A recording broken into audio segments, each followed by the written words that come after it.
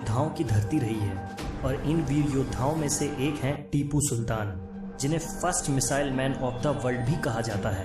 तो चलिए आज हम इस वीर योद्धा के बारे में कुछ ऐसी बातें जानने की कोशिश करते हैं जो शायद आप नहीं जानते। मैसूर का शेर कहे जाने वाले टीपू सुल्तान का जन्म 10 नवंबर 1750 में कर्नाटक के देवनहल्ली में हुआ था। टीपू सुल्तान के पिता हैदर अली ने बचपन में ही टीपू को शूटिंग, घुड़सवारी और तलवारबाजी सिखवाई थी और इसी के साथ ही उनको पर्शियन, उर्दू और कई दूसरी भाषाएं भी सिखवाई थी। उनके जीवन का एक किस्सा भी बड़ा मशहूर है। एक बार जब टीपू सुल्तान अपने कुछ फ्रेंच दोस्तों के साथ जंगल में गए थे, तब उन पर एक शेर ने हमला कर दिया और तब उनके पास बंदूक भी नहीं थी, लेकिन फिर भी टीपू सुल्तान उस शेर से नहीं डरे और उस शेर से डटकर मुकाबला किया और उसका मुंह फाड़ दिया। तब से उनको टाइगर ऑफ मैसूर की उपाधि दी गई। 1766 में 17 साल की उम्र में ही टीपू ने अपने पिता के साथ पहला मैसूर युद्ध लड़ा था। 1782 में टीपू के पिता हैदर अली की बीमारी की वजह से मौत हो गई। तब टीपू सिर्फ 22 साल के थे। पूरे मैसूर की जिम्मेदारी अब टीपू के कंधों पर थी। उन्होंने ये बात बहुत पहले ही समझ ली थी कि ब्रिटिश लोग भारत के लिए बहुत बड़ा खतरा है और इसीलिए उन्होंने ईस्ट इंडिया कंपनी के खिलाफ कड़ी जंग छेड़ दी। अंग्रेजों को पछाड़ने के लिए टीपू ने मुगल और मराठाओं से हाथ मिलाया और इसी वजह से 1784 में सेकंड एंग्लो मैसूर वॉर खत्म हुआ। और यही नहीं, अंग्रेज उनसे ट्रीटी यानी कुछ करार भी करने के लिए राजी हो गए और फिर अंग्रेजों और टीपू के बीच ट्रीटी ऑफ मैंगलोर साइन की गई, जिसमें टीपू ने रखी हर शर्त अंग्रेजों ने मान ली थी।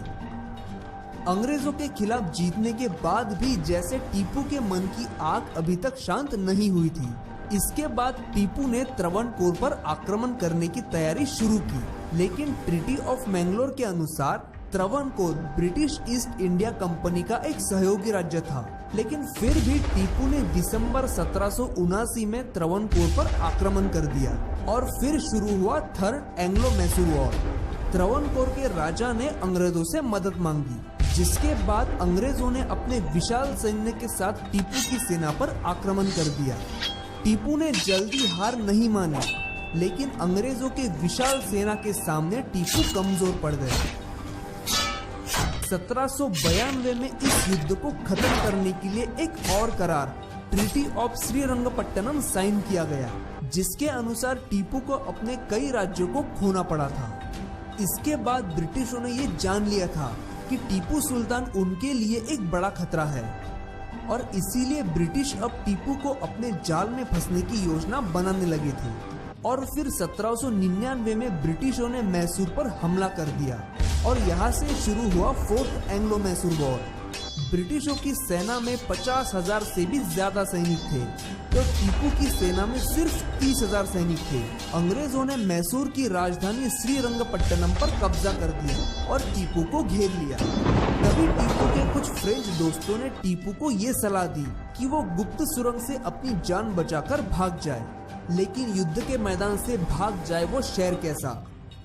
बड़ी वीरता से टीपू जंग में कूद पड़े और 4 मई 1799 को उन्हें वीरगति प्राप्त हुई। अंग्रेज उनके नाम से जितना डरते थे, उतना ही उनका द्वेष भी करते थे। कहा जाता है कि जब टीपू सुल्तान की मौत हुई थी, तब ब्रिटेन में इसकी खुशी का उत्साह मनाया गया था। टीपू सुल्तान की तलवार को ब्रिटिश लोग लेकर चले गए।